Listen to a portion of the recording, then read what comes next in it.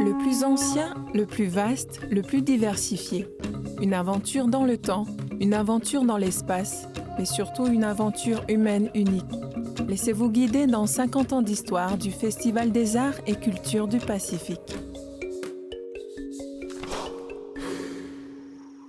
Direction Port Moresby, capitale de la Papouasie-Nouvelle-Guinée, qui accueille le 3e Festival des Arts du Pacifique et cherche à se rapprocher d'autres pays mélanésiens devenus également indépendants, comme les Salomon en 1978, le Kiribati depuis 1979 et le Vanuatu qui l'obtient le 30 juillet, quelques jours après la fin du festival. Malgré des moyens financiers et logistiques moindres, le festival est un immense succès populaire. Ce sont des dizaines de milliers de Papous qui se pressent autour des 1600 invités venus de 22 pays de la région Pacifique. Rappelons et démontrons le passé maritime de la Papouasie-Nouvelle-Guinée, le début du festival est marqué par une grande régate de pirogues. L'une d'entre elles a navigué depuis les îles de l'Amirauté en mer de Bismarck, une autre arrivait tout droit du Vanuatu. Une pirogue kanak est présente parmi la flotte mélanésienne. Il s'agit de la même pirogue construite en 1975 pour le Festival Mélanésia 2000. Si Port Moresby est l'épicentre urbain du festival, d'autres villes satellites accueillent aussi des festivités. À Wewak, ils sont plus de 1500 participants venus de toute la région du Sepik, artisans, danseurs, musiciens, charpentiers des maisons traditionnelles.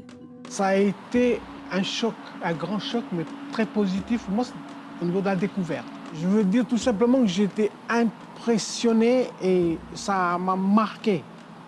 Et ça m'a beaucoup travaillé intérieurement par rapport à ce que je pourrais être, que je voudrais être aussi.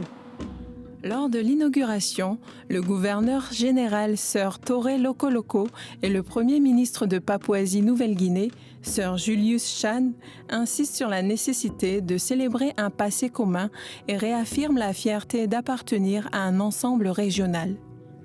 Avec près de 20 000 Papous lors de la parade, le défilé dure plus de 3h30.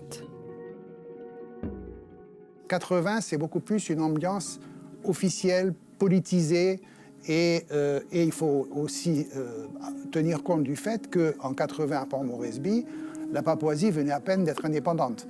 Donc pour la Papouasie, c'était une présentation de la culture, mais comme véhicule politique.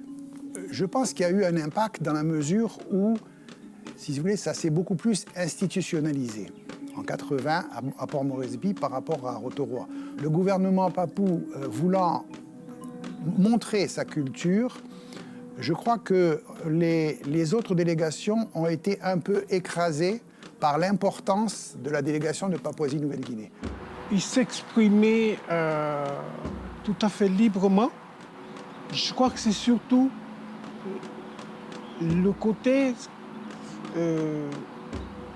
authentique, si je peux dire, très naturel et qui m'impressionne beaucoup. Pour moi, c'est ces délégations-là qui m'ont beaucoup impressionné.